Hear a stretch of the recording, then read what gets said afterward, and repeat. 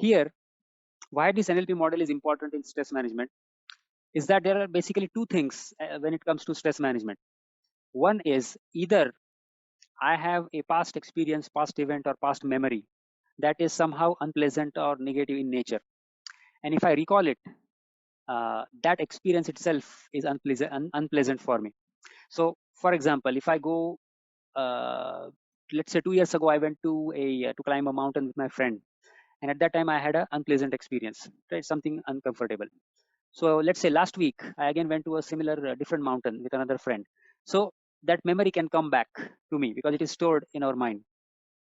So how do we deal with this? So I'm going to tell you a real story that happened. So one time there was a college student, and he was in the college, and in his college he had a girlfriend. So they were good friends, and they were meeting, and they were having good time. So one day suddenly the girlfriend comes, calls him up and says, I don't want to talk with you anymore. And she immediately hangs up the phone. So after that, this student who is in college, he's getting very stressed that how come she didn't tell me the reason, why is she not talking to me, this is not right, this is not fair to me. So then for 2 years he's in this stressful situation, right? So finally he decides to go to a life coach or career counselor, right? So he says, I have a problem. So the career counselor asks him, tell me, what is your challenge? So he tells him that, this is what happened, and she left me 2 years ago, and then I keep thinking about this every day. It's stressful situation in my life. So the counselor tells that student that, okay, I understand your situation, and let me help you in this case. So what he does is the counselor opens up his laptop, and he has an audio clip of a old Hindi song. So he starts playing that clip, right? So he plays that clip. It's a song, Dheere Dheere Chal Chand Gagan Mein. So he plays that clip for 7 seconds, and then he immediately pauses that and again goes back and plays the same clip again. So he keeps playing that clip again and again, 3 4 times, and then the uh, college student, he says, oh, what are you doing? Why are you replaying this again and again? So the counselor says, hold on, you have come for counseling, so I have a method. Let me work on it. You need to listen to this for 17 times. So the student says, okay. So the counselor keeps playing that audio clip for 7 seconds. He pauses it and he replays it again and again and again. So he does it 5 times, 8 times, 10 times, 15 times. And then the boy says, oh, stop. What are you doing? What are you doing is it's irritating me. So please stop it right now. That's what the boy says. Then the counselor, he asks to this college student, now tell me, what are you doing? What were you doing for last 2 years? Then suddenly the boy realizes that he has been playing that tape again and again in his mind, that, oh, she didn't call me, she didn't give me a reason, this is not right, this is not fair, she shouldn't have done that. So there are two important points here to note. One is the counselor is teaching this person through an example, right? So what happens is, the way our brain works is that our brain is always going to compare when there are more than one things available, when there are more than one options available. Our brain always is going to compare.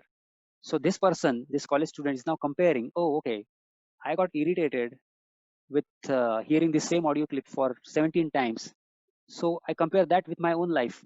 For 2 years, I've been thinking about the same thing for no use. I don't even know where that girl is, right? So he compares, and then he has a self realization. Okay, so friends, remember, self realization is one of the biggest teachers in our life.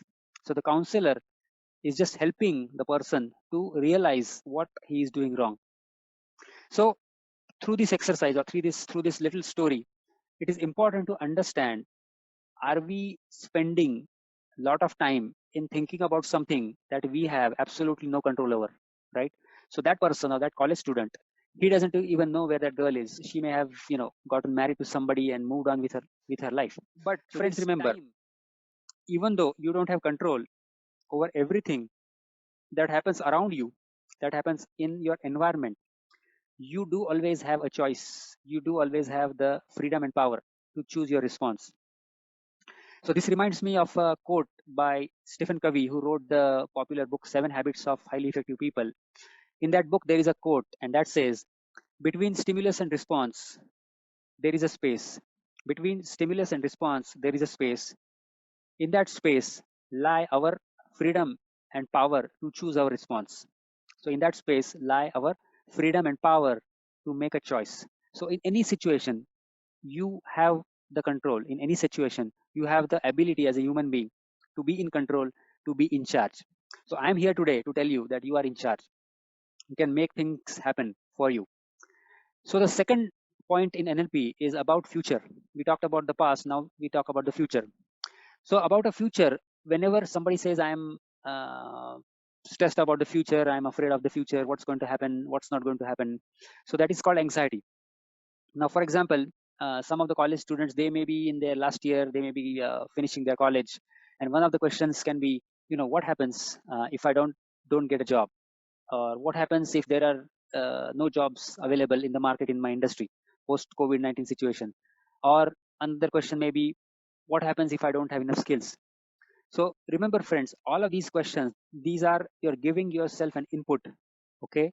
And whatever input you're giving yourself, it's going to decide your internal mental state, and your action and behaviors are going to come out from that internal mental state. So here, I'll give you a simple trick. Whenever you are faced with such questions, what happens if I don't get a job, right? So I'm going to ask you, how can you change this question so it becomes a positive and inspirational question?